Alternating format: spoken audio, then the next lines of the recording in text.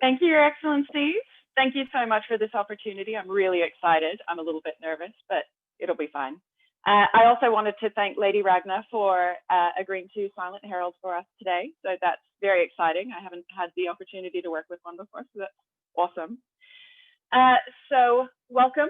This class is all about optimizing your training, not necessarily only physically, but also we'll be talking about a lot of mental focus and mental preparation, and also a little bit about learning how you as an individual will best retain knowledge, because a lot of the tradition in the SCA that we have is an oral tradition. So, you know, we learn things verbally, and there's a lot of things that if you don't write it down, you'll forget. And then implementing that, especially on your own if you're from a more regional group, can be quite difficult. So basically, what I wanted to go through today is essentially some tips and tricks and techniques that really helped me. Oh, is there no sound? No, you're fine. I think it may be a technical difficulty on the other person's end. Okay, cool. So I wanted to start by saying that these are tips and tricks that aided me on my path pre-knighthood. So despite the fact that I can see on our attendance list, there's quite a few, upper echelon amazing fighters, this is really going to be targeted at intermediate pre-knighthood. These are all exercises, none of which are of my own devising, but rather tips and tricks that were provided to me from amazing trainers around the world that I've met in my travel, some of which are from home as well, that I am very privileged to be able to share with you today. So specifically what I'd like to get through today are some physical training exercises, and then I'd like to move on to some mental exercises and talking a little bit more about mental presence and your focused intent when you're training. Specifically, some will be backtracking because some of the physical will look different under the lens of that idea of mental intent and mental presence in your training. And then finally, I want to tie it all together talking about VAC principles. So that's visual, auditory, and kinetic learners, and actually acknowledging how you will best take in the knowledge as an individual. I also wanted to just put forth that all of these techniques are things that have been curated, that I've put together. It makes complete sense to me, but I'm a very big believer that there is no one true way to learn our art. Everyone has a different take and certainly a different set of words to describe it. There will be things that will resonate for you that I will say today. There will be some things that do not. I've tried to put these exercises together in a way that won't be specific to any one particular style, even though I will be demonstrating with sword and shield. I think the principles that I'm going to go through are fairly general and should hopefully be applicable to everyone. Trying to put it forth in a way that if you're a great weapon fighter, hopefully you can still gain something from today. And certainly if you do have any questions, I would like you to shout those out at the time. You should be able to unmute yourself. If you do have comments, if you could leave those to the end and we can have general discussion then. But certainly if you do have anything that you want clarification for, I'd like this to be slightly conversational, so please do shout out at the time. Oh, also, I have a companion document that I have put into the discussion on the event page. So if you'd like to have a look at that, follow along, or certainly if there is something that you don't grasp today, all of the notes are there so that you can take this home and then practice on your own at home and think about those principles. I wanted to start off with some general ideas that relate to our physical training. Right, so again, the whole purpose of this is optimizing your training and getting the most out of every moment of training that you can. So the very first point that I have is to always try to warm up and cool down before sparring and before doing physical training. And the reason for this is pretty simple. It's to prevent injury. Any time that you're injured is time that you're not able to really practice enhancing your tools. So that's just a simple one, basic. If you need specific warm-up, cool-down routines, certainly there's a million of them on YouTube, but I really encourage you to go out and take 5 minutes just to run through a quick warm-up so that you're less likely to injure yourself. The next 2 points that I have are slightly linked. So practice whenever possible. This means that you can be doing training at home and at practice. You don't necessarily only have to restrict yourself to thinking about fighting when you're at fighter training. You can be doing pel work at home. You can be doing drills and slow work with a partner or with a buddy midweek, or certainly at your fighter practice before sparring. And then attend fighter practices as regularly as possible. So I think everybody's heard the idea of the 10,000 hours to mastery. So the idea is that if you practice repetition of a particular skill for 10,000 hours, at the end of that time, you might be a master. I'm not sure how accurate that actually is, because I think some of us are more physically or mentally or spiritually gifted towards the martial arts than others. But certainly putting the time in is what's going to get you your results.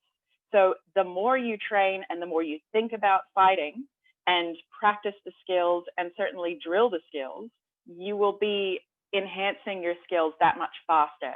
So despite the fact that, you know, it might still be years of practice before mastery, you can compact that time. Certainly in the year before I reached knighthood, I was attending 3 fighter practices a week.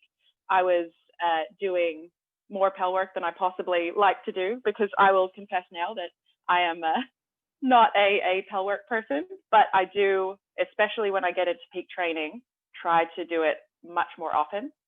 I forgot to mention as well in my introduction, I'm going to be very upfront. I have not won a crown. I am not a crown winner. And none of this is meant to come off as if I am the guru or certainly the sensei. But these are things that really help to enhance my fighting and to boost my level of prowess. And I still use all of this in my journey currently, as I would like to be the best fighter I can. And certainly putting in the extra time always sees a boost in skill level. And we've all seen amazing fighters that I think it's easy to look at and go, oh, well, they were just naturally gifted, because you get to see them at their ducal level. You don't get to see all the background work that they put in doing pel work every single day or going to 5 fighter practices a week. I think it's something that I've heard Duke Uther say before, which is he's not a naturally gifted fighter. He's naturally gifted as getting his butt in the car and getting the training. And I think that reminding yourself that putting the time in is the only way to get the result is really important. And I also like to break down the focuses of what I'm doing in each exercise. So one thing that I realized, because I spent a lot of time doing this, is having the expectation of, I get feedback and I want to learn a new skill. So I would go to training and I would try to implement it directly into my sparring. And this is a really inefficient way of doing things. And it's kind of unrealistic to expect yourself to hear something that somebody says and then instantly go, great, now I'm going to kill someone with that at training. It doesn't really work that way. So remember to always try to break down your intent. Really, when you're thinking about learning a new skill or a new shot or body mechanics, the pel is the time to think about those things. When you're wanting to think about your footwork and some of your timing and implementation and moving in relation to another person, drilling, certainly partner drilling or even solo drilling, when you're thinking about footwork, is the time to think about those things. And then thinking about the implementation in the moment is when you bring it to sparring. You should hopefully already have the skills in their infancy at the time that you start bringing it into your full speed training with another person. And the reason is because you're allowing yourself much more mental space and clarity when you actually have someone trying to hit you with a heavy club. Without that, it's kind of unrealistic that you go, I heard this thing and I'm just going to be awesome with it. And it can be quite disappointing when that doesn't work out. But you should be honest and ask yourself, well, did I actually put the time in to learn this before I tried it? If the answer is no, you can still bring it to training, but just don't be upset if you're not wrecking house with it right away. This is a minor point, but if you are so inclined, hitting the gym and basically getting a base level of physical strength and endurance is a good idea. I'm not going to say you have to be super fit, because as we know, there's plenty of dukes who are not exactly like crazy fit or the specimen of human bodily perfection.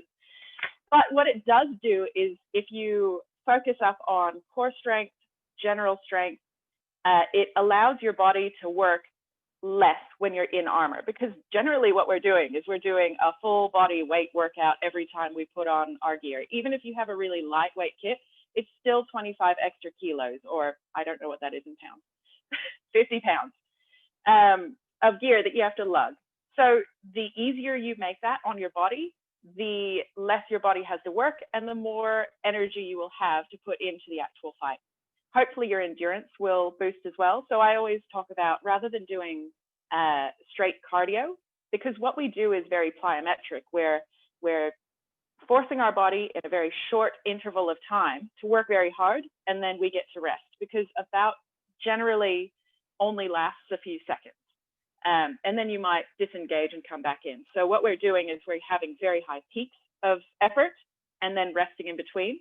So doing things like high intensity interval training can be more beneficial for getting that heart rate peaking and then resting. And it sort of simulates a very similar exertion on the body. So again, you do not have to be fit to have prowess, but it will make things easier on your body as you work. This next one is also going to be linked into our goal setting and psychological stuff. But if things are getting easy at training in terms of your sparring, that is the time to change it up. Sometimes training is going to hurt. Prowess is not a linear concept that is just about winning. Prowess is about building your skills and growing yourself as a combatant. So if there's a trick shot that's getting you easy kills and maybe it's working on the people that are at your level or slightly below, just repeating that is not necessarily going to improve your level of prowess. So if we're all training to be the best combatants we can be, once you start wrecking house with the same thing, maybe put that away. You can still certainly practice it maybe a couple times a training session, but what you want to do at that point is change it up. Give yourself new goals to challenge yourself, whether that be that you want to practice a new skill, whether it be that you want to change up the length, weight, or balance of your sword, whether it be trying a different weapon style altogether. Certainly, there are more things that you can learn from changing up what you're doing than from staying the same. Because eventually, those people will work out what you're doing and they'll catch up to you and overpass you if you just plateau. You want to be constantly trying to learn new things. But we're going to talk about goal setting a little bit more later, but this will relate to that. But when I say that you have to sacrifice effectiveness to improve, what I'm talking about is that, you know, the little thing that you do that gets you cheap kills is not necessarily going to create your next level of prowess or get you to the next rung of the ladder. Was there a question in there? There was. Someone has just asked, how do you know what change to make? I think it really is figurative. So that's something that you could be asking other people at your training, especially if you do have a trainer, which I think most of the people that this is aimed at will. Simply asking the question, what do you think I could do to improve my fighting, is a really good way to think about it. Otherwise, if you are independent in your training, essentially what it's going to come down to is thinking about maybe how you're bested or something that isn't working and how to fix that. If you want to change shield styles because you're constantly getting legged. So maybe you want to change from, you know, your little round shield to maybe a kite and see how that works for you, and then start to feel how that feels different for you. Or if you find that your length of weapon is just wrecking house because it's super long, try a shorter sword and then see how that feels different and see whether that feels right for you.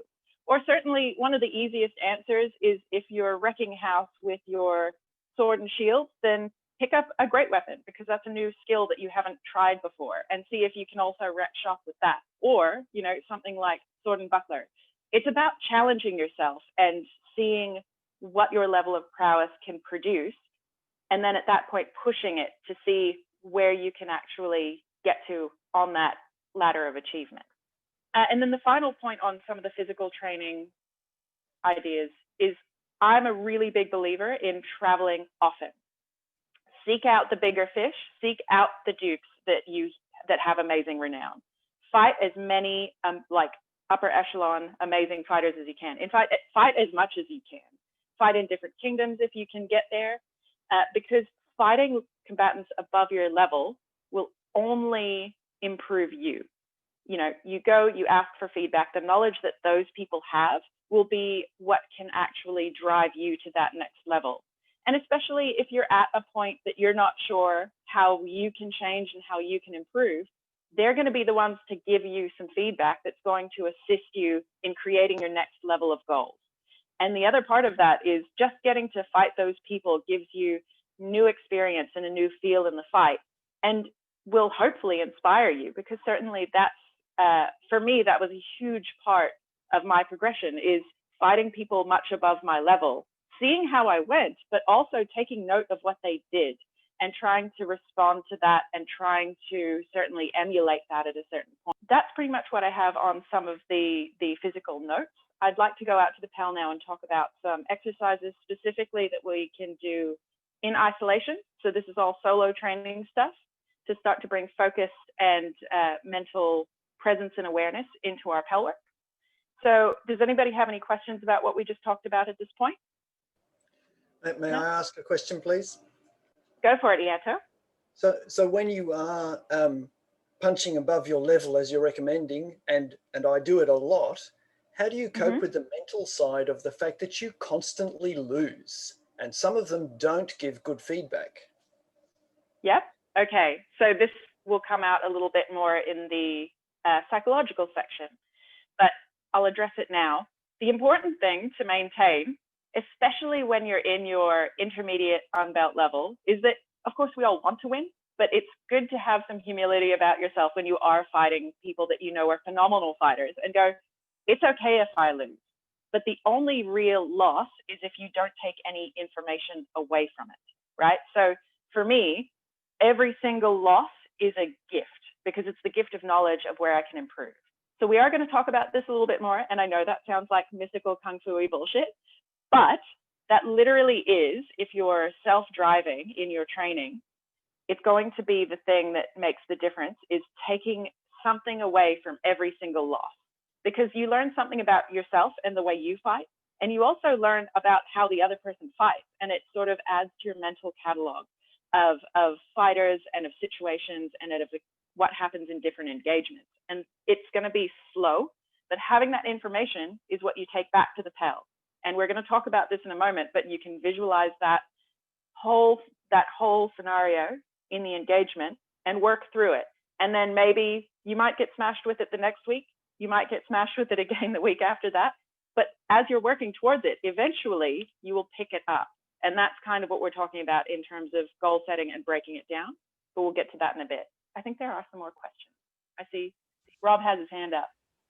If I can just respond to that. I know Sean's in the Zoom call. When you're fighting those guys that are way above your level, what are your victory conditions for that fight? Like hey, this guy beats me in 3 shots. Do I survive to 4 and 5? Do I think more better, catch on what's going on? Not every fight is based on the physical thing of winning and losing, because mentally you can win a lot more just by having a different mindset about, like, hey, my conditions for this fight were, hey, I don't want to get hit with that lefty offside that he has. Maybe I stopped it. And how did I work through that? How do I get to that? So it's not always A or B victories. Like, it's not either I win or I lose. You always have to take it from every engagement, some sort of like what my evaluation and what my victory condition is for that fight. For sure. We're going to talk about that more in a bit. Cool. So no questions? Excellent. Okay, I'm going to move out to the PAL. So sorry, this is going to be awkward for a second. So again, in my companion document, there's a bunch of drills that you can do with partners, but we're not going to talk about those because I want to specifically give you some stuff that you can do while we're in isolation, and not everyone is as lucky as me in having a stay-at-home practice buddy. So I'm going to skip all of that, but there are some videos in there. Specifically, I've tried to give cred to the people that formulated a lot of the drills. So Duke Mark has the ghost drills, which are awesome to do, and I highly recommend them. And those are in there, as well as talking a little bit about your intent when you're doing PAL work. Your intent when you're doing slow work, which you can read in the companion document, but I'm not going to cover any of that today. So one of the first things that I wanted to talk about is the sentry drill. So I think most people are pretty familiar with what the sentry drill is, which is throwing 100 shots for 100 days. So I learned this specifically from Duke Radnor of Gildemar. And what I actually got from that, rather than just the physical feat of throwing 100 shots for 100 days, which actually is not that physically difficult, is the way he describes it. So for him, what he describes is you throw 100 shots at the Pell for 100 days, and he uses it as a pretty much perpetual combination Pell work drill. So I'll show you kind of what that looks like, and then go on to why it's awesome. So everyone can see me at the Pell. I'm going to drop my shield so that you can physically see me. But he essentially is talking about throwing 100 shots in a unified, combined set. And it's important that when we're doing any Pell work, we're physically focused on our technique, ensuring that we're using our body to throw everything, making sure that our technique is sound, and also that our blows land on edge, because nobody likes a cheater, essentially.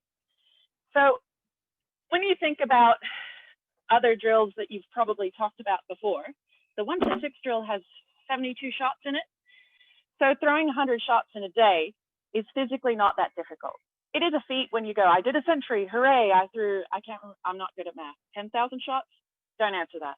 Anyway, what Radnor talks about is actually the mental focus needs to be maintained the whole time you are doing your Pell work. So he's talking about that perpetual motion, learning to be able to move the sword around yourself with good technique, good power generation. But the mental note is the important note, which is if you lose count at any point, you're done. You start over from 1. If you miss a day, you're done. You start over from day 1. And then on top of that, you need to have mental focus throughout the entire exercise. And what I say when I mean focus is essentially you need to be mentally present and aware of what you are throwing and why at all times. So if you lose count, you start over from 1.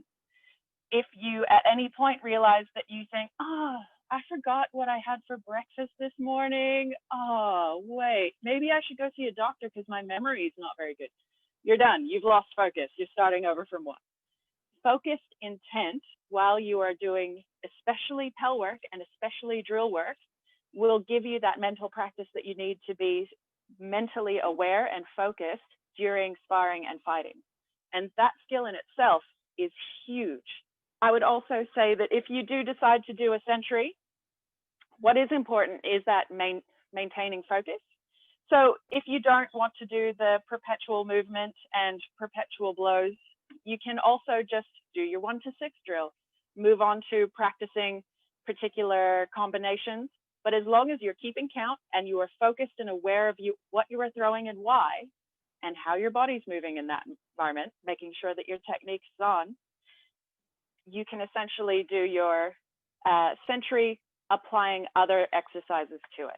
So in my opinion, it's that mental focus, maintaining that awareness is what's important about it. If you can practice just that being in the moment and only thinking about your sword work for 100 shots every day, that's really going to be what gives you the gift at the end of it, of having that next level of mental focus.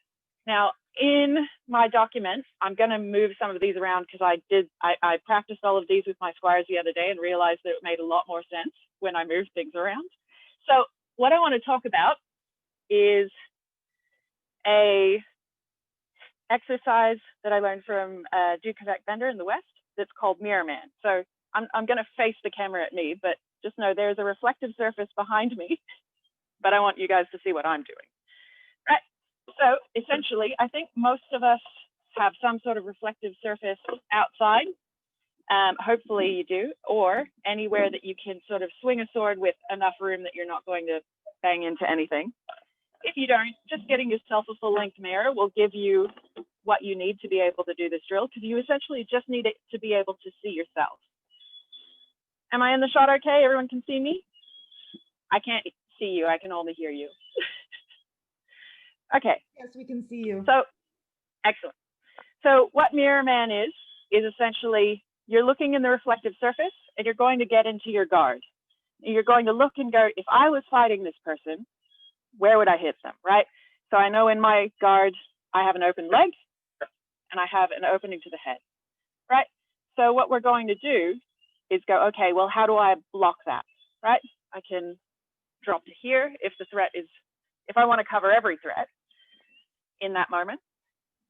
And then I look again and go, what can I throw from here, right? So covering the openings, responding. Again, every time we do slow drilling and slow training, we're thinking about making sure that all of our body mechanic and our technique is on, right? So blocked.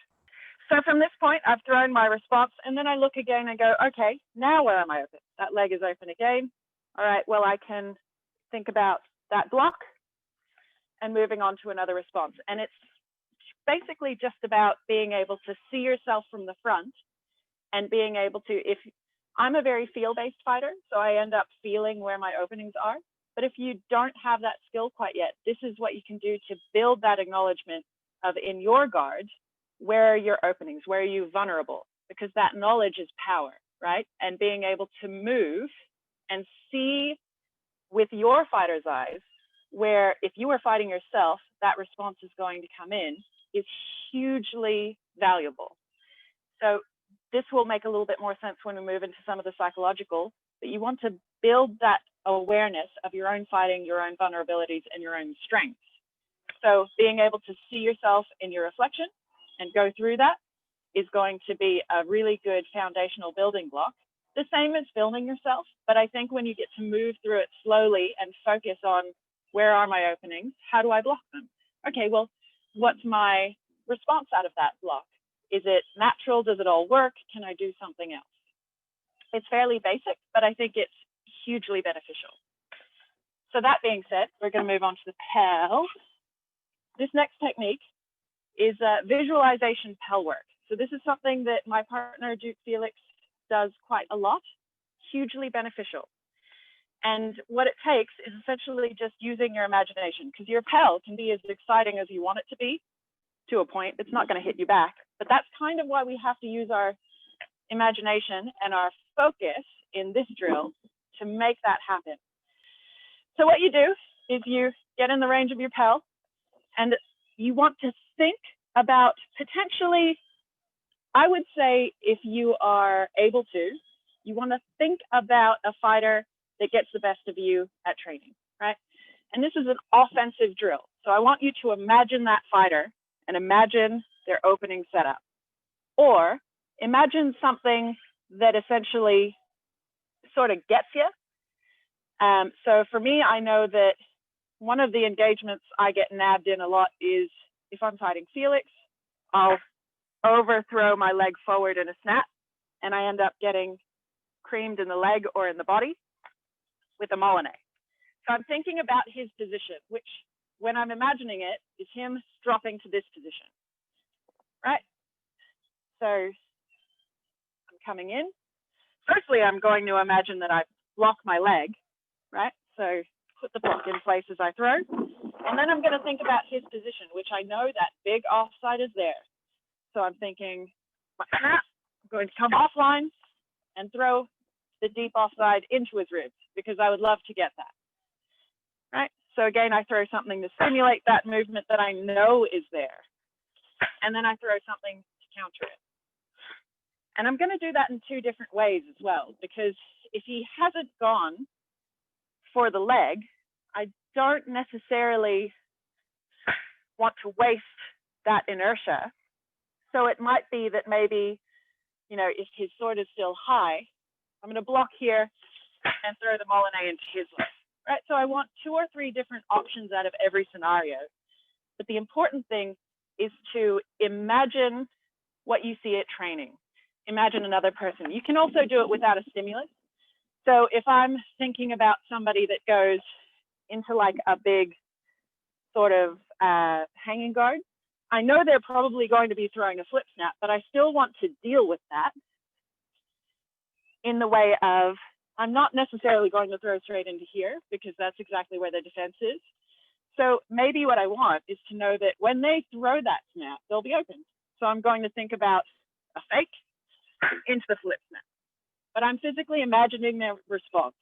Oops. And I practice that over and over and over, right?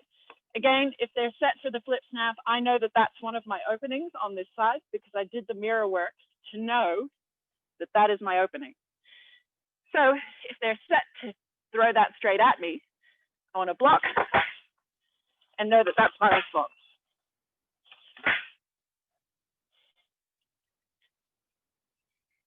Yep.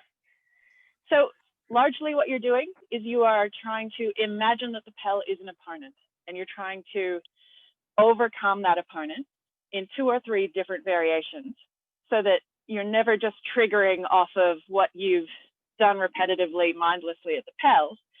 You're actually trying to practice your mental focus. Again, the more you think about fighting, the closer you're getting to that 10,000 hours.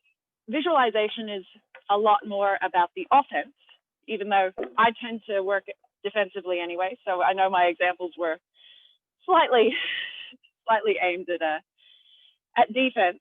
But for example, again, with that high hanging guard guy, I know his arm's going to be open. So it'll be about nabbing that arm, moving offline into something else, just in case that doesn't work. Right? So visualization is largely about offense. Now we're going to talk about defensive Pell work. So I am a firm believer that you should probably always do your Pell work with your shield. Because again, when you're checking your technique, your shield's part of that. If you're bringing your defense right out of play, you're not necessarily keeping yourself in the best form. And perfect form is what Pell work should be about. So with defensive Pell work, quite similar. We're going to think about making a block, right? So I know my leg is vulnerable, so I need to make the block. And what I'm going to practice is thinking about making a response or a riposte in a complementary movement or in a movement that loads me for something else, right? So I don't want that body movement to block the leg to be wasted. So I'm going to pick a complementary movement to work with that block, right? So if I'm blocking my head, for example, that body movement lends itself to the next shot. And I can have several options as well. But essentially, it's trying to keep yourself defended and thinking about being able to, for example, with a load, right? If I'm worried about my head and my leg, as I was when I was doing Mirror Man, I can drop, and that block loads into the next shot. And I can practice several variations again.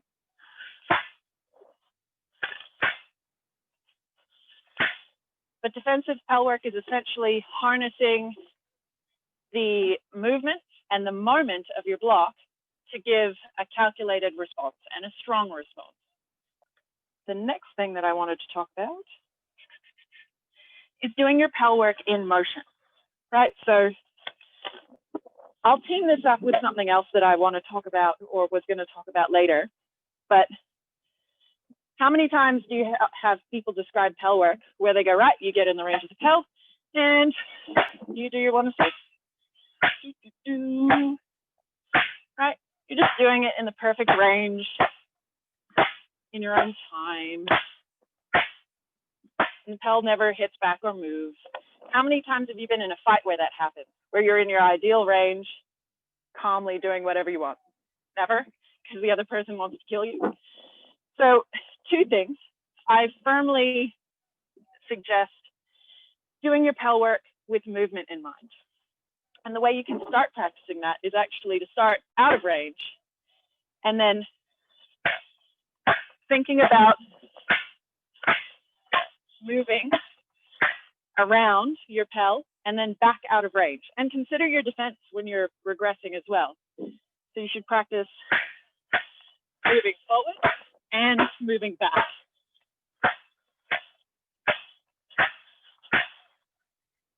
And when you're regressing, thinking about still your technique, because you still need to hit people hard enough as you're regressing. And the skills to learn how to move forward are related, but still different as you're stepping back. So it's good to practice that on the Pell before you try to take on someone who wants to hit you with a stick. Right, so part of that as well is when you are doing your initial Pell work, practice with both feet, like in both guards, multiple guards. Try all sorts of different stuff as well. So if you see someone who's in a weird guard, try it out, see what happens, see what you can throw from there. Because all this will do is give you more knowledge of what works and doesn't work for you, right? So when you watch fighting of other fighters, look at what they do, look at what they've got, try it on the Pell, right? But certainly at the very least, in your perfect guards, practice either sword foot forward and shield foot forward. Or if you're a long, great weapon person, swap your feet into different guards. Because what happens when we're in a fight is that even though we talk about being shield forward or sword forward preferable people, when we pass through, your feet change. So when you're walking naturally, you're actually changing your guard anyway. So again, when we're in our perfect world where we set up shield foot forward or sword foot forward, we're not moving. But certainly when we start to move, our guards change. So it's important when you're building your overall skill set to be able to throw and power with either foot forward. Because when you're in a fight, quite often you're going to have to fight people in both. Moving away from the Pell is essentially one of the things that will be useful for people is to actually just practice your footwork. So I won't go into the specific steps because I think we all hopefully know them, or you can find multiple videos online of, you know, the sort of basic steps, your gather, your pass. But this is especially useful in front of a mirror. Again, I have the reflective surface behind you guys. It's to be able to look at yourself in guard as you move and make sure that you're keeping yourself in a tight guard and thinking about the flow of your movement. And you can do it with the Pell as sort of your focus as well. Is, for example, if you want to learn how to get off the center line, you can think about stepping around, and then pivoting offline, and just practicing little movements that you're going to use in the fight. Because certainly, you'll end up using it, and breaking it down to practicing it when you're at home on the Pell means that you don't have to think about it when you have an opponent trying to kill you. It should be noted that there's like a million exercises that you can do on the Pell or partner drills. This is a small selection, but it's a selection that I think is important for building mental focus and building the skills of retaining your knowledge and visualizing that's going to help you in your sparring and certainly in your like actual fighting practice at training. I'm going to head back inside. As you can see, it's like high noon here, so it's like actually quite hot in Australia. I'm dropping my phone too.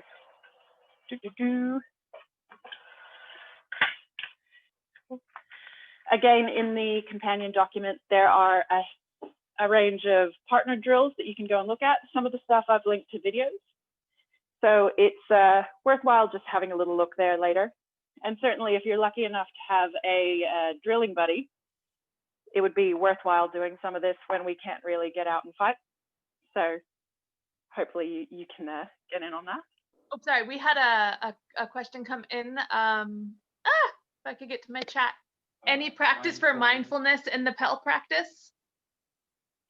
So we're going to break that down next, but essentially all of that is mindfulness practice. So what you're attempting to do is to be mentally present in the moment and thoughtful of every single shot that you throw. So like a kind of noticing meditation, you should be thinking, are my feet in the correct position? Is my body rotating, or is my power generation on point and behind this? Where is it striking? Am I on edge? Everything should, so when you think about focus, it's sort of like driving a car.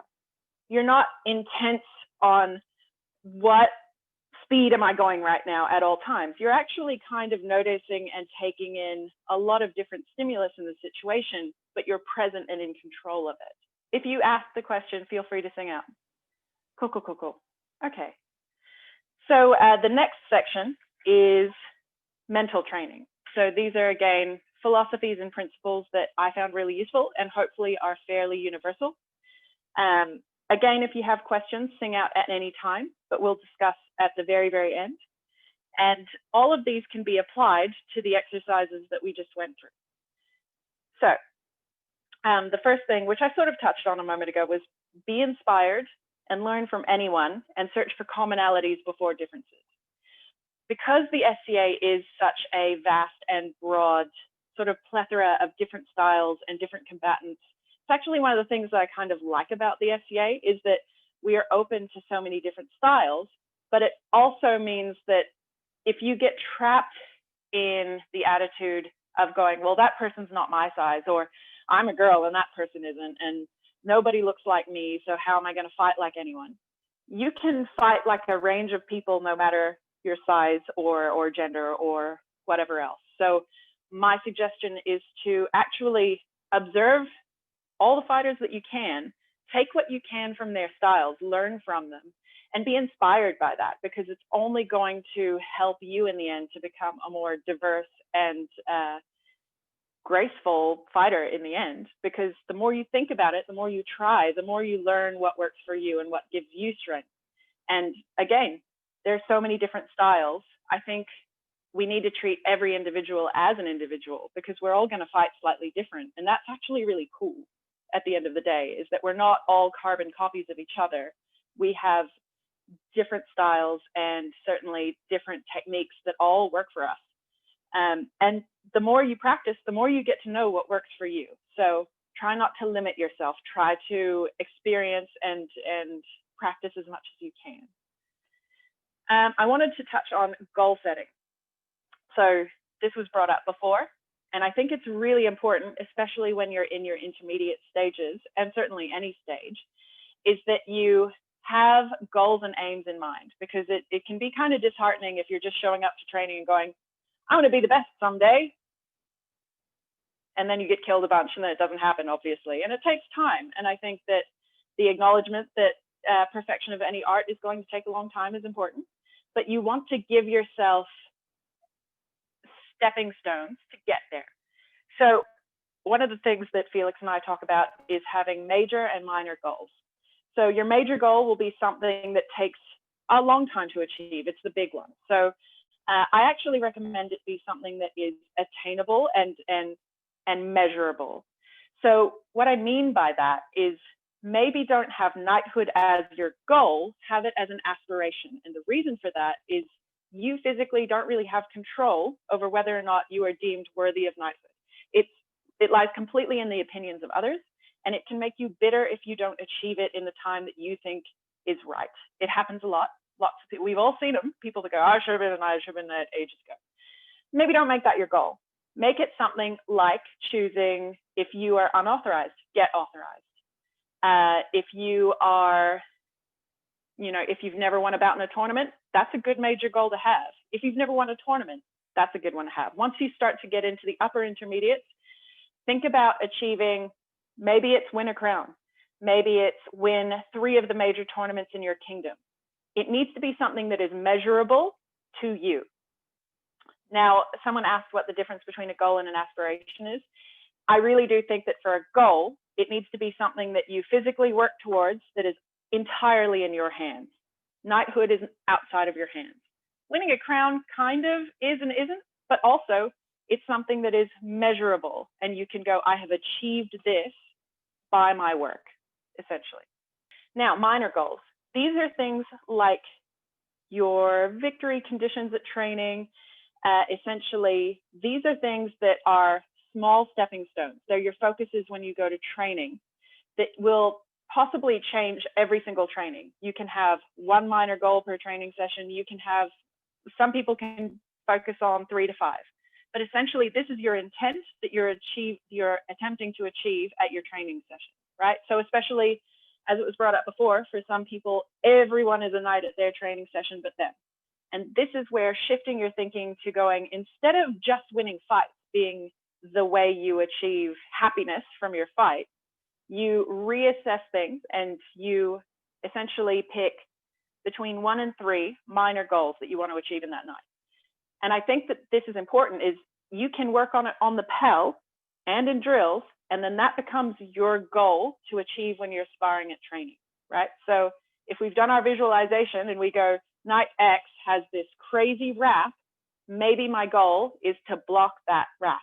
And every time you achieve that, that's your little win for the night. Even if you're killed, and this is where we go, you know, sacrificing effectiveness to gain prowess, this is what it means, is that you're going to be intent on practicing a new skill, whether it be one thing. I tend to only focus on one goal in an evening session.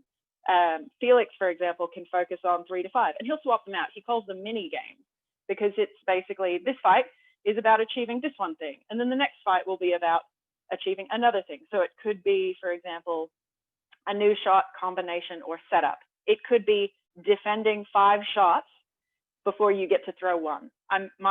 One of my squires, that's his current goal, because he doesn't really block with his shield. He just kind of throws offense into offense. And I went, Tim, you get to block 3 shots before you get to throw anything. And then the clock resets every time he throws. He then has to block 3 shots before he earns 1 shot.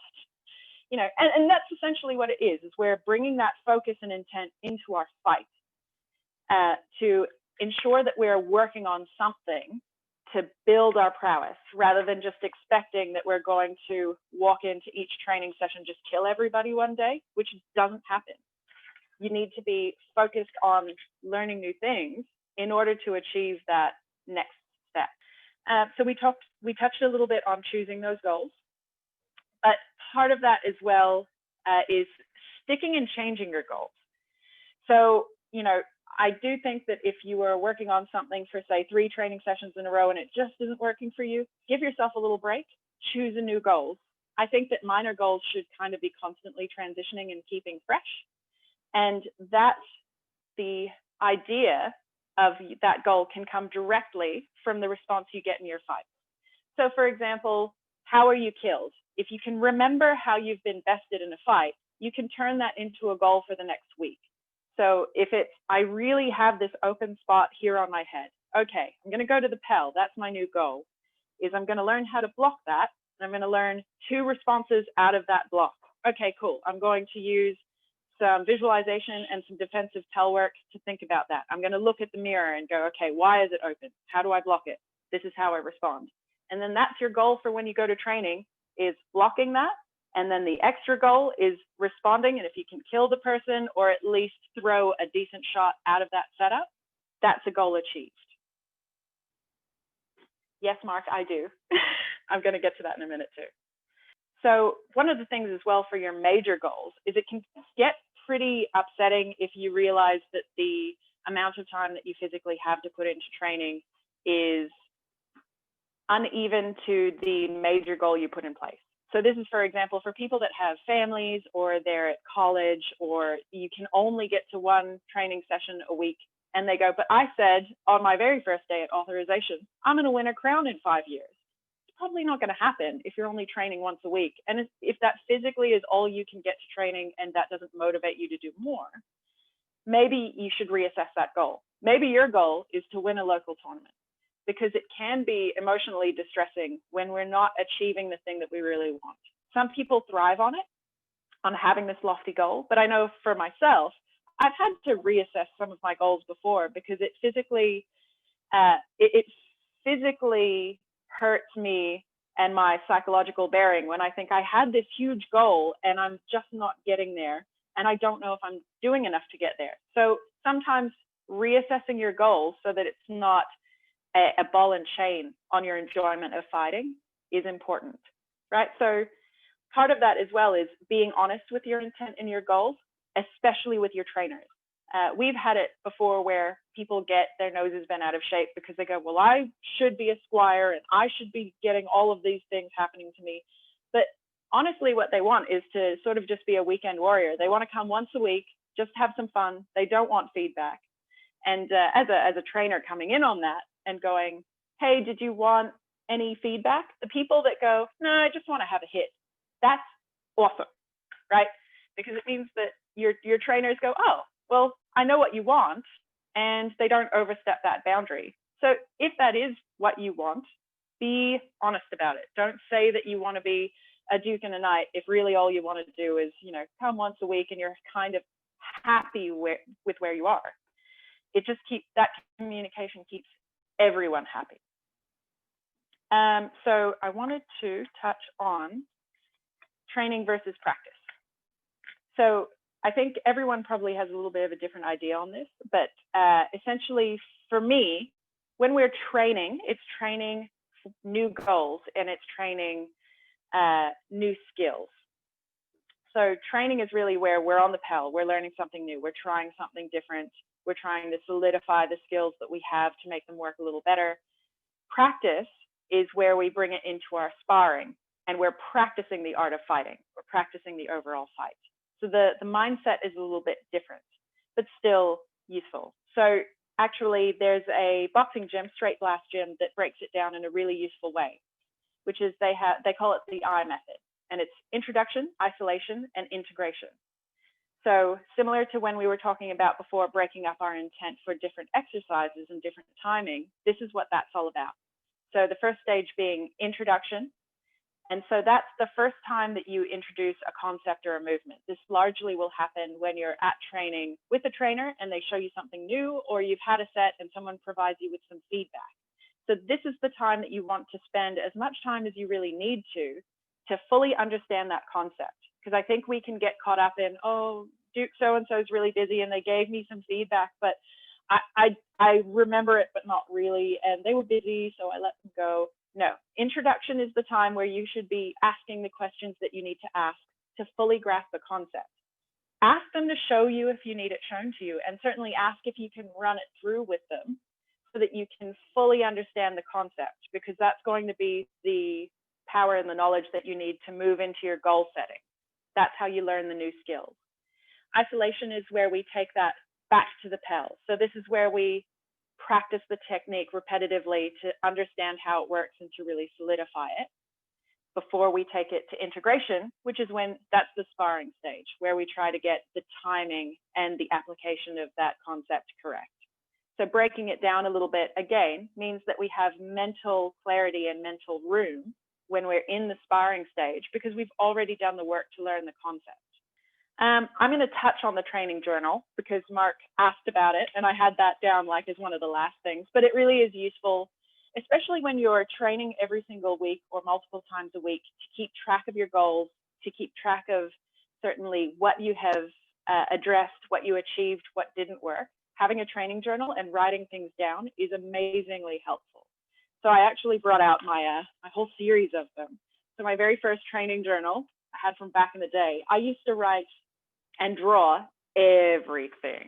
So I had like all of these little diagrams because I found that that helped me to kind of solidify and remember things. And certainly when people give you feedback, it is actually really useful to just write that down in the moment, because you might not remember after another set of fights because something completely different will happen. And I've pretty much mostly filled a whole bunch of these. And I still have one, still using it today. And another thing that does come up for people is actually asking knights and fighters that they ask for feedback to write in a journal. So that's more of a challenge. I know a lot of people did like the night hunt a few years ago. I had a knight who asked me to do one to fight 50 nights in a year. But having that information there to look back on, especially if you find that you get to a plateau stage where you're like, I don't really know where to go, because you're just fighting constantly and you've gotten bogged down with too many ideas. It's nice to backtrack and to go, so I had this training session one evening, and this person provided this feedback. And I don't think I've actually worked on that at all. I think that's still a problem. And then that's when you bring that to the next training as one of your minor goals that you're focusing on in the evening. Certainly, it does help to communicate with your trainers as well. Felix and I, for a long time, I'd have a journal that was just for my goals, so I would write them down and not tell him what they were. So this is, if you're like me and you come from a more isolated area, you're fighting the same people all the time. Telling them upfront what your goal might be might mean that they already know what the trick is, and they won't respond to it in an honest way, because nobody really wants to be hit repetitively. So it was useful to write down what my goals were for the evening, keep it to myself, and then at the end of the evening, I could show it to him and he could give me feedback specifically on the things that I was trying. And it meant that I got an honest response out of his fight to see whether or not he actually did respond to whatever fake I was throwing, or that shot actually landed in the way that was intended, instead of him just either letting me get it or not letting me get it, because nobody wants to be hit. And these things can be as intricate and as in-depth as you want, or it can be as easy as a checklist after training of going, you know, I kept getting hit with this deep offside. I'd really like to figure out how that doesn't happen. And then taking it home and thinking about it in your visualization or in your defensive Pell work, and then setting yourself a new goal the next week. But it's a good way to keep track of it, and it's a good way to solidify the knowledge in your own brain as well. So I wanted to talk a little bit about focus, because we've talked about it a lot, but I think that defining it is really important. So having mental awareness and presence when you're practicing is huge. So you want in any fight to be responding to the engagement. And a lot of that is responding to not only what you want to do in the fight, but what your opponent presents to you. And that's extremely important to identify, is that I spent 5 years of my fighting career just going, I just want to hit this person with this thing. And then I would run in and then get killed very quickly. And I never achieved those goals because I wasn't responding to the stimulus that was being thrown at me in the fight. I was purely thinking about what I was going to do to them. But the fight always has two people, and you need to be thinking about your timing and response in relation to what your opponent is giving you. So again, like driving a car, you're not necessarily just going, I'm going to do this thing, I'm focused on doing the thing. It's doing the thing in relation to the other person. Like driving a car, you're looking at the road, you're looking out for risks, you're looking at the speedo to make sure you're not going over, you're indicating, you can physically juggle a few tasks in your mind, but it's still focused on achieving the end goal. And sometimes fighting can feel a little bit like that. You're assessing the risks in front of you, you're thinking about the space in between you, the distance away, and then you're thinking about the options that are presented to you. And certainly there'll be different ways for everyone to gain focus. Facing the weapon or the threat is really useful for me because I tend to be more of a feel-based fighter. So I feel the risk in the space in between the thing that's going to hit me and myself, and I try to use my footwork to get out of the way of that. And then usually my response is in relation to where I end up. But it means that I constantly have to be focused on what is actually there rather than necessarily what I want to happen. Certainly other fighters are much more intent on creating the moment, which is also valid. I think everyone's a little bit different, but so long as you have that presence in the moment mentally to take note of what's happening and to take note of what you're doing in relation to that, that's what's important. And that's what we were attempting to do with our visualization, with our defensive Pell work, and certainly with that idea of the century, where we're keeping a mental focus on each and every blow we're throwing. That's what's going to build those skills to give you that clarity in the fight so that you're present in the moment and so that you've trained for it, so that you built the skill to be able to maintain that focus in the fight. If you also have lost your focus, just get out of range, reset yourself. There's a term that they call an anchor. So each person has something that gets them generally into focus in the fight. Knowing what that is really important, but it's also important to know that if you're just going through the motions and you've lost control of the situation, it's okay to get out of range and reset yourself, anchor yourself, and then reapproach each fight attempting to hold that focus. So part of that as well will be, if you find that you find it very difficult to maintain your focus, try limiting the amount of fights that you have at training. And what I mean by that isn't going, I'm going to have 30 fights tonight, I'm going to leave and go to the pub. That is, instead of just going and fighting as much as possible with each individual, maybe go, I want to have 5 focused fights with each person. So I do this quite often because I had to build that skill. And certainly I would go through the motions and realize I wasn't gaining anything from fighting as much as possible in each set. I was probably building bad habits because I was just going through the motions without really seeing the fight at all. So I had to go to a training and go, hey, could I have 5 fights? And each of those fights, my only goal pretty much was to be focused. And then maybe I had a secondary goal of to have focus and then try a setup that I'd practiced on the Pell. And that's when I had enough focus to actually do it in relation to my opponent and the openings and threats that they were providing. Because this is where it gets. Sense. Thank you. Thank you. Sorry, it's just in my mind, I'm like, we all know what focus is, right? And then you go, well, kind of not. But then it sounds mystical and kung fu-y when you're talking about this space and the energy between us and how we use that to overcome the other person. And some people don't fight like that. Some people are much more offense focused, and they think about what they're going to do to the other person that worked for them. It didn't necessarily work for me, but I think having mental focus and clarity of each situation and each bout kind of works for everybody. It's kind of universal. People feel it differently, but it is always important to have. So I wanted to include the 2 things that really changed my overall thinking in achieving that focus and making it work was about a year before I was knighted, my knight Duke Mark said to me, you know, you don't get extra points for killing them faster. And I was like, oh yeah, you don't.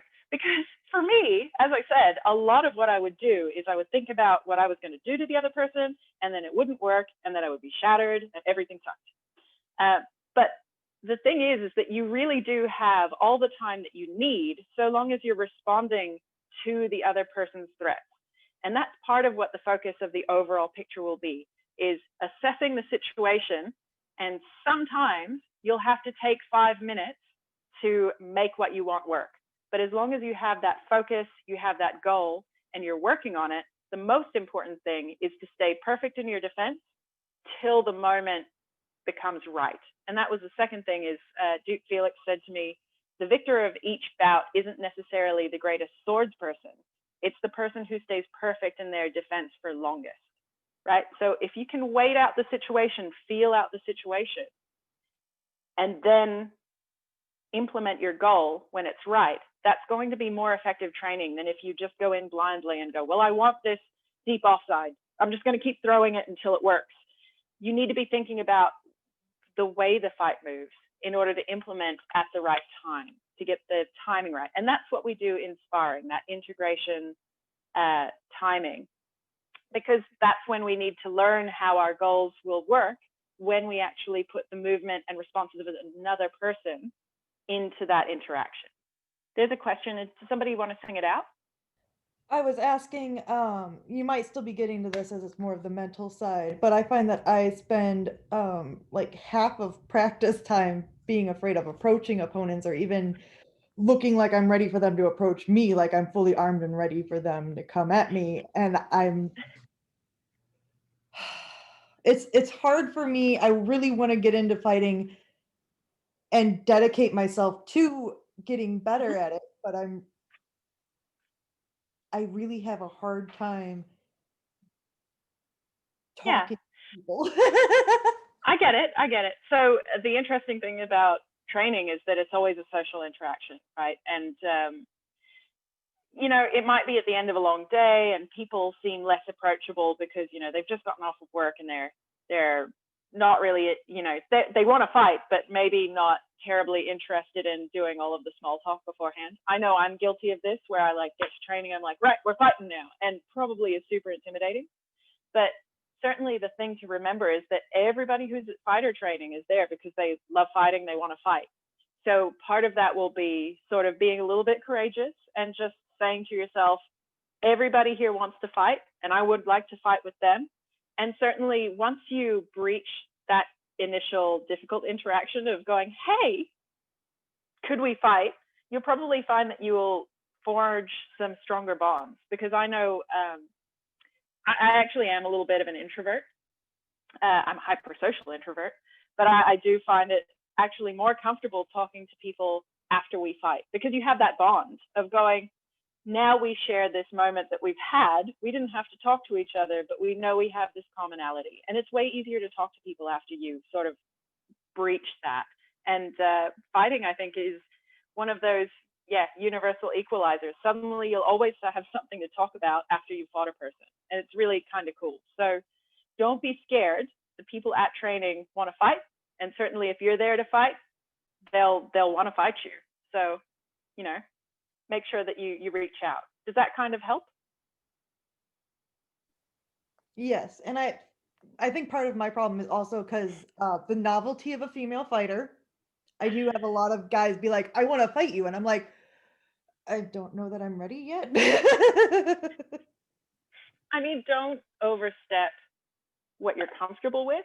But having said that, like, I get that. But remember that they're excited for you as well.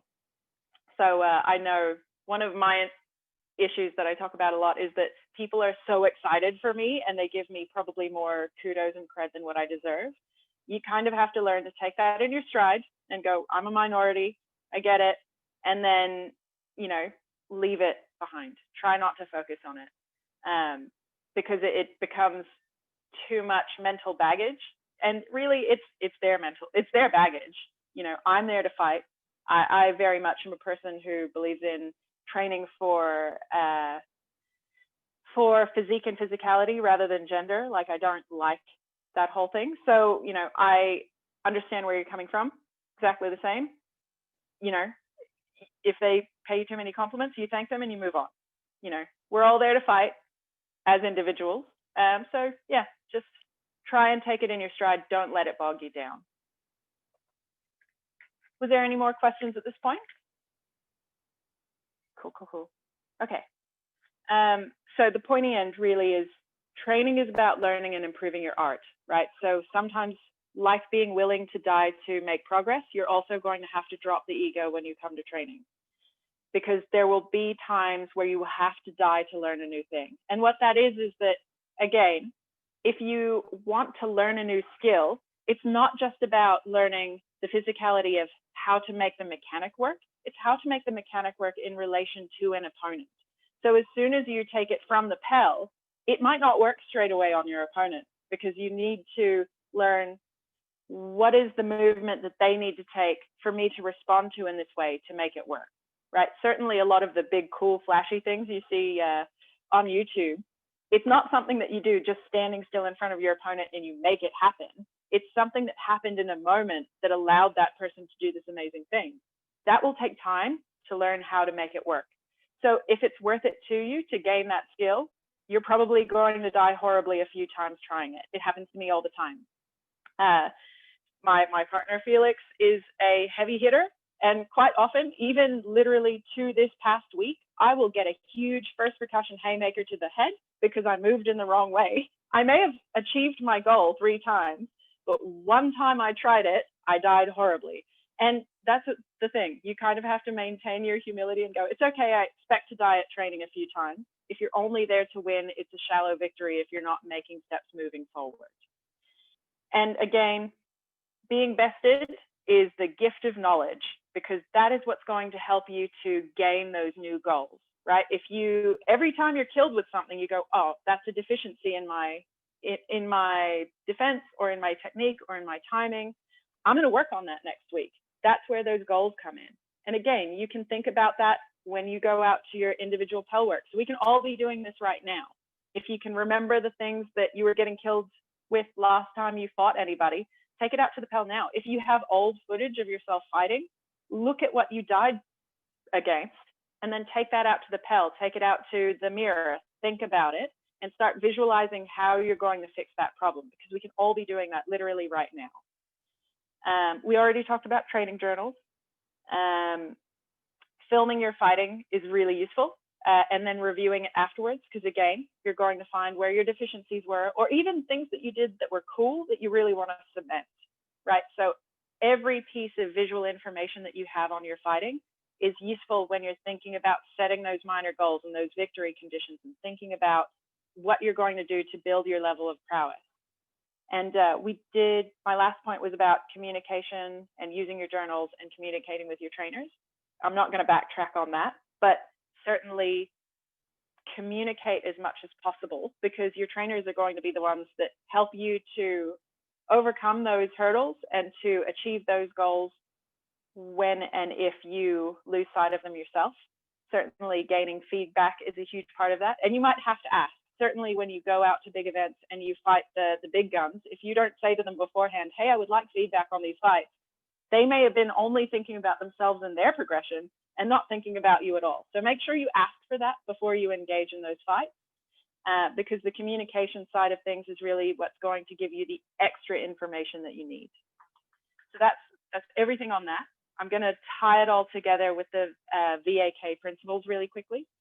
So this is something that came to me when I was in university, is actually realizing that despite the fact that we talk a lot about having a great trainer or being a great student, every single person is an individual, and we all actually process and retain information in slightly different ways. There's a teaching concept called VAK principles. And what that means is that people generally are a different type of learner. So you have visual learners, auditory learners, and kinetic learners. I think there is a fourth version in some. If you don't know how you retain knowledge, whether you're more of a visual person, an audio person, or a kinesthetic, or a touch-based person, you can actually go on Google right now and do a quick quiz. There's heaps of them out there, and it will give you a better idea of how you actually retain the knowledge. And this was huge for me, because even though I'm kind of visual, I don't retain the knowledge by just looking at it. So just watching fighting videos didn't really help me in the interim to go, oh, I'm going to do that thing. And certainly listening to great trainers and great fighters talk, it's good, but to really cement the knowledge for myself, I had to write it down. Or if I'm watching something, for me, because I am a kinetic learner, I actually had to physically pause it, go back, and practice the movement to get a sense for it.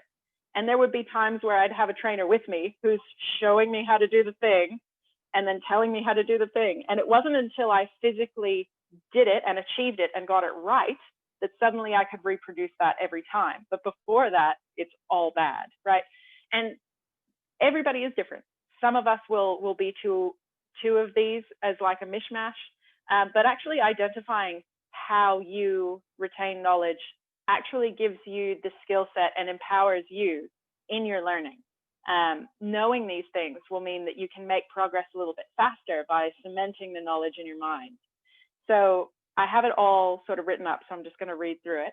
But for visual learners, tend to learn through seeing, think in pictures, need to create vivid mental images to retain the information, enjoy looking at maps, charts, pictures, videos, movies, etc., and have skills which are visual and demonstrated in puzzle building, reading, writing, understanding charts and graphs, etc.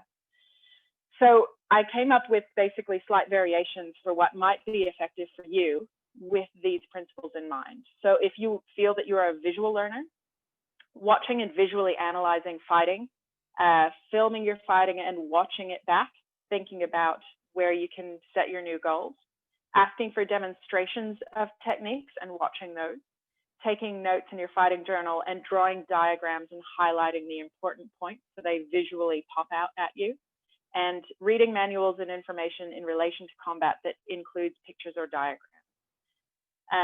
Auditory learners tend to learn through listening, have highly developed auditory skills and are generally good at speaking and presenting, think in words rather than pictures, learn best through verbal lectures, discussions, talking about things through listening and listening to what others say, have auditory skills demonstrated in listening, speaking, writing, storytelling, explaining, etc. So for you guys, repeating directions. So if someone has verbally said something to you, actually repeating that back can help to cement the concepts being presented to you.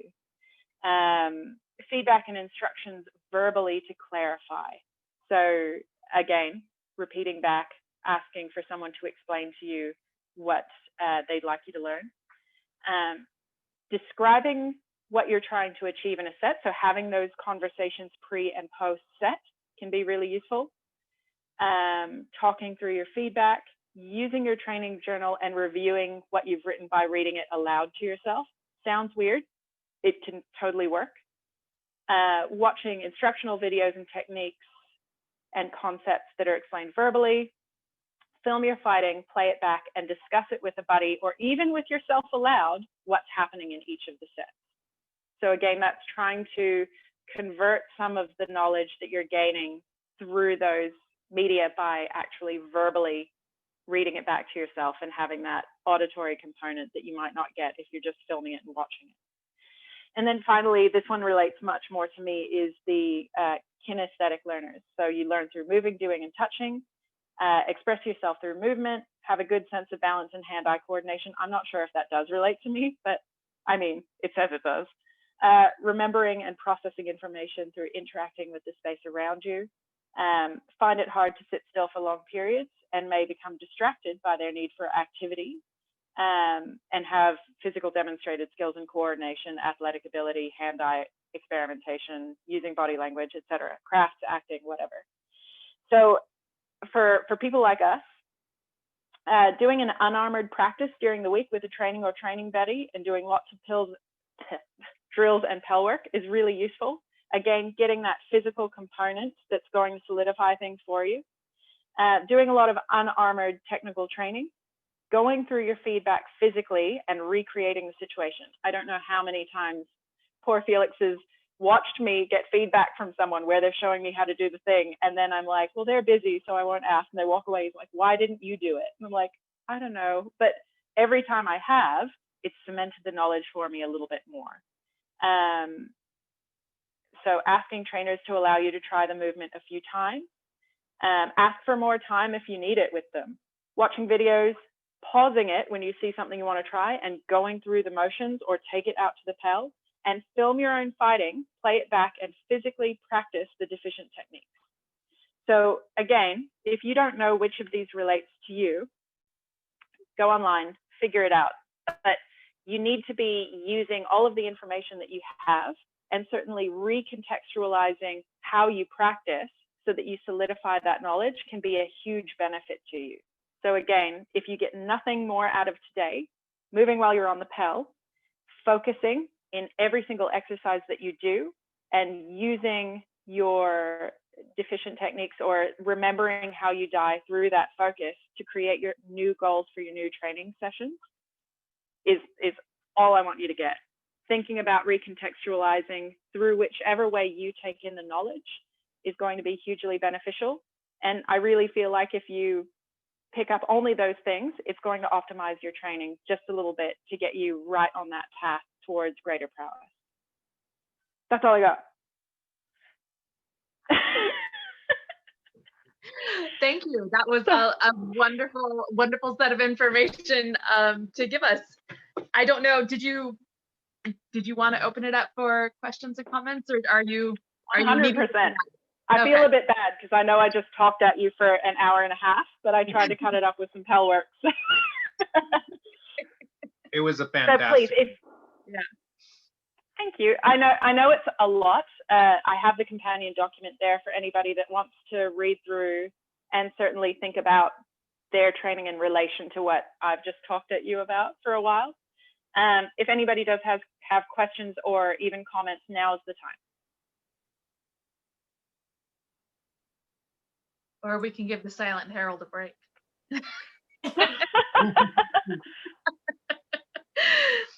For those of us who are more kinesthetic learners, do you think it would help for us to have a more seasoned fighter kind of critique us?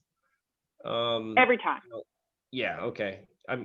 I think for everybody, critique is huge, no matter what kind of learner you are. But what I would say is if you are a kinetic learner, try and have them with you at the Pell so that they can give you that feedback or that the knowledge they're trying to portray. Have them watch you do it and give you the feedback on whether or not you're achieving it. Because once you, like for me, I can feel when I've got it right. And as soon as somebody goes, that's it, I go, great. And then I can reproduce that motion. But if you're sort of on your own, it can be hard if you don't know whether or not you're doing it right. You could be solidifying bad techniques. Right. My friend suggested recording when he's showing me the correct form, and then recording when I'm doing Pell work so I can compare the two. Yep. Yeah, So, that's a great idea.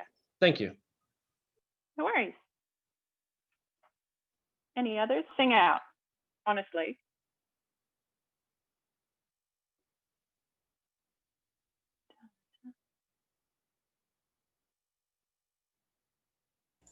I have one. Yep. I have one. So if I'm like you, I'm in a remote area. I live on in Long Island, New York, which is like you have to get through bridges and tunnels to get to us from everywhere in the East Kingdom. And so when you're like, I'm not a member of any of the peerages. I'm just a fighter who's been around a while. How, if you're not a peer and you're building your training program, how do you break it down to make it like I have enough time to do the X, Y, and Z? How do you, when you having your training group, how do you break it down to those people to get, you know, everything that you want to give out and get from that kind of practice? So are you talking about for your own training? Yes and no. I'm talking about me as a trainer and also me in training, because I've been fighting for a long time and I've got a lot of newer guys. So, my training and then training them, like how do you structure, like when you're working with a group of people like that, like, when you do the ghost drill or any of those kind of drills you have in your companion document, do you sit there and go, today we're going to do, blah, blah, blah, and then have them go out on their own, or just kind of just make it be organic? So it sort of depends. For drilling, which is probably one of the more difficult things to kind of fit into the traditional SCA training context, because everybody sort of shows up, puts on gear, wants to fight. For us, the way we run it, because Felix is more the coach and the driver for our local training. But for me, it's if I know I need those things, I will ask somebody, right? So a lot of this comes from me having to kind of understand what I needed to do to get more out of my own training. But if you want to be able to do drills, my honest suggestion is either sort of call one particular training a week. So if you have an extra night, you go, okay, tonight we're going to do drill. It's going to be drill night. And we're going to start with that, do an hour of drills, and then we can put gear on if people feel like it. And having two separate trainings with that context in mind of going, okay, well, Wednesday night is drill night. And if we get to fight, that's awesome. But this is our intent. We're going to work together to make each other better and communicate that to people. And then having your separate fighter practice is probably the best thing I could suggest. If you only have time for one training a week, that's where you start to go, hey, I'm going to be running drills from, the start time, or maybe a little earlier, and go, we're going to do 30 minutes of drills before we get into gear, and just verbalize that with people. If they want to do it, they'll turn up. And if they don't want to do it, that's when you start to think more about the independent drilling, doing the visualization, doing more Pell work, and really training yourself for that, because you can't really force people to do stuff that they don't want to do. And I think that that's probably one of the biggest hurdles that we have, is that lots of people will just want to turn up once a week and fight, and that's all they want to do. And it can be disheartening when we can't get the extra training that we kind of need more people for. And certainly for us, Felix and I were the only ones who wanted to do drills for a long time. And just doing drills with each other wasn't really doing the trick. So that was when we went, okay, well, we've got drill night. Who wants to turn up? We could get one other person there, maybe two sometimes. And that's better than nothing. So that's kind of, does that answer your question? Yeah, I host drill night at my house once a week, but so I was wondering, because I'm doing it away. I have a fencing background. I was an Olympic level fencer, and I went through had to go to drills 3 times a week, and then you had bouting practice. So I'm trying to build our culture here is we don't get the ability to have upper level fighters come out to us. So we're kind of hey, we're just gonna hit each other with sticks, and I'm like, but we could do better things than just. I mean, I love hitting people with sticks; it's fun, but we want to get better at it, so we're not the guy who's on the bloody pulp on the floor the other night. Yeah, and that part of it as well is that's why the travel aspect is in there. So for context, I don't think I touched on it, but the barony that I live in is fairly remote. So I live in Adelaide, South Australia. We are 8 hours drive away from the next major city, which is Melbourne. And the biggest gathering we have in Lockhart, Rowaney Festival, is a 14-hour drive away from us. When I started fighting at 16, there were no active knights in our group. So I was really lucky that I've always had Felix there, who got knighted far before me, to try and help me. But he's also my partner, which meant that a lot of the time I couldn't necessarily only have him to bank on as a trainer. So we traveled as much as possible. We would probably still 3 times a year at least try to get to some of the bigger events or go on training trips to other groups to talk to other upper echelon fighters and or rather to talk to the upper echelon fighters. And then even now, we try to get to the States once every 3 years so that we can go and fight the Dukes over there and get more feedback from them. So it's one of those things, if you are in a remote group, if you can budget in at least 2 trips a year to get outside of your group to try and fight more experienced fighters, that's going to benefit you in a huge way. Was there anybody else? Questions or comments? I'd certainly jump in and say that in Lockhart, travel is essential. You absolutely have to. For our American friends, Lockhart is the landmass size of the United States, but we're one kingdom. And in fact, we're not only Australia, but New Zealand as well. So just to travel across our kingdom, we have to do international travel. We have parts of the, I'm in the east, so we have parts of the northeastern seaboard, but then we also have Canada. So there's a lot of travel. But our best practice is a 3-hour drive through New York City traffic to get to for us. So that's a heck for us. But travel. Actually, Duke Sean just made a really good point, which is importing trainers can be really good for fighters from remote areas. We certainly did it. So we've flown out Duke Havek and Duke Thorfinn and Duke Mark to train here. And I know others in Lockhart, I think one of my earliest sort of training symposium experiences was there was someone in Melbourne who had flown out together, Duke Paula Bellatrix and Duke Branoff.